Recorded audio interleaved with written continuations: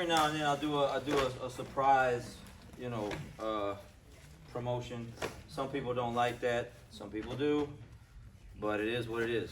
All right. So have another individual that has gone through a lot, just like all of us have. Okay, because no one travels this earth, unscathed. We all have things that we're dealing with and going through, mentally and physically, and been a big part of the program for many, many years.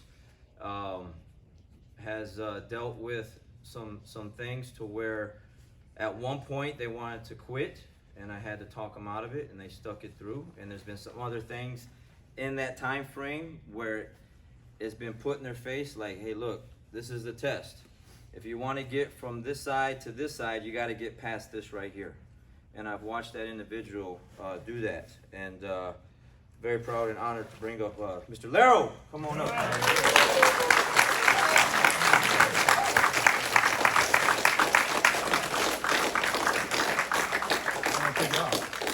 gotta take it off now, man. It's live. It's in there.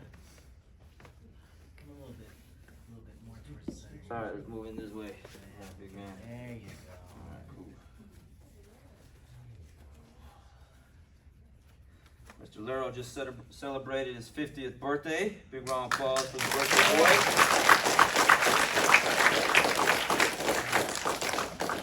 All right, so right now he's dealing with an Achilles surgery injury, rehabbing. He gets up, he goes to the gym, move over just a little bit, he checks in. I'm paying attention. I'm watching always. That's why I friend request everyone on Facebook. I want to see what you're eating, what your habits are, what you're doing, what you post, what you say, and that's it. So, Mr. Lerro, how'd you get into jiu-jitsu? How'd you get started? I actually started to get something from my son. I did martial arts when I was 16, like these guys, but I didn't stick with it. I gave up after a year and a half. Life got in the way. And I've always respected martial arts my entire life and been dying to get back into it since I was 17. And I was looking for something for my son, and I saw something on the TV about the no bully programs and stuff like that. So I got on the internet and looked up jiu-jitsu, and Alvarez popped up, and it's 30-day free trial, and I'm still on my 30-day free trial.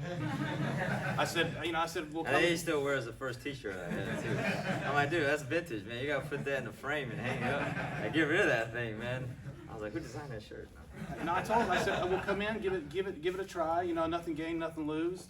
And we just walked in, and ever since then we liked it. And it's just been part of our life. He took to it, I took to it, and it's just something that I'm coming back when I was 17 to finish something that I should have finished a long time ago. Right on. So what about any life changes from the time that you started till now? Yeah, my youngest, who's now training here, he was only 6 months old when I started. And I've currently gone through a job change right now, so I'm suffering the COVID thing. A little bit more banged up than I was 8 years ago, but had a lot of friends die. My good friend Ted, one of the things I was saying, I was going to stick with it before Ted, man. So I want to give props to Ted for that, man. And I've had actually two other people pass away, not from COVID related, but for other stuff. One of my scouts just died yesterday. Oh wow, sorry to hear that. Yeah, at 19. So it's life gets in your way, man. It's like you got to treat every day as it's precious and keep pushing. What about the injuries that you had? When you get these injuries, like the one you had is pretty serious, this last one, do you want to just call it quits and say, man, this isn't really for me, I don't know about doing this anymore, or is it the opposite? I think my first meniscus tear was when it was my hardest one, because I couldn't do the things I wanted to do. I wanted to push harder and push, and my body was telling me no, no, no. And it was that hard struggle where I don't know if I can move past this injury. And I was like, I wanted to go on, but my body was telling me no, and I just had to settle down in my mind, especially like with this ankle injury. It's part of life. It's gonna happen. You can't really beat yourself up over it. And after you and I talked after that, I realized it's just a process you got to go through. You just got to, put your pants on one leg at a time and train through it and rehab and get back to where you're at, and don't let them set you back. Yeah, I think it was Purple Belt, right? Purple Belt, I yeah. get this message I'm reading and I'm like, you know, he wants to quit. Call it quits. I'm done. I think this is it. I think I'm gonna hang up my belt and go do something else. And of course, I try to talk everyone out of it. I've talked some people it's worked, okay, and some people it hasn't. And I try to reel them back in, like I do all of you that come up missing, okay. And when whoever's watching right now that's not been coming to class, but he came back and he stuck it through. And he's had these other things that have happened, and he's still here, and he's still trying. He still shows up. I'm telling you, I got guys with pinky toe injuries, and they skip class. Okay, it's horrible, horrible. I mean, you can't do anything with a pinky toe, man. You got to just suck it up and show up to class, you know. And this guy comes to class, man. So again, I see that's what I'm looking for. There's a lot of things that will get you to black belt. And mental toughness is definitely one of them. Pushing through. Because we're all going through something that sucks. We're all going through something that's hard.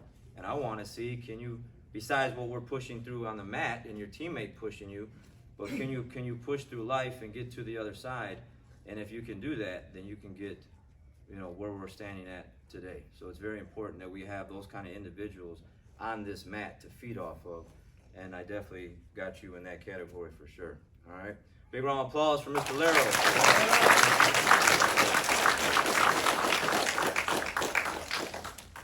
All right, I think that is it. I welcome everyone that showed up that's on the side over there. Again, you just gotta, we got quite a few brown belts on deck, you know, getting ready to come up to this next level, man. And we got purple belts getting ready to transfer into brown belt. So the room just gets tougher. One thing I would like to say is that each time you go up in rank, and especially at black belt, you know, you're supposed to make not only your teammates better, the mat better, but the community better. You know, you should be a better person, and when that black belt goes around your waist, you should definitely be that same person outside of here. You know, we bow to each other, we shake hands, we show so much respect to one another, and some black belts, as soon as they walk out their academy, they're completely different people.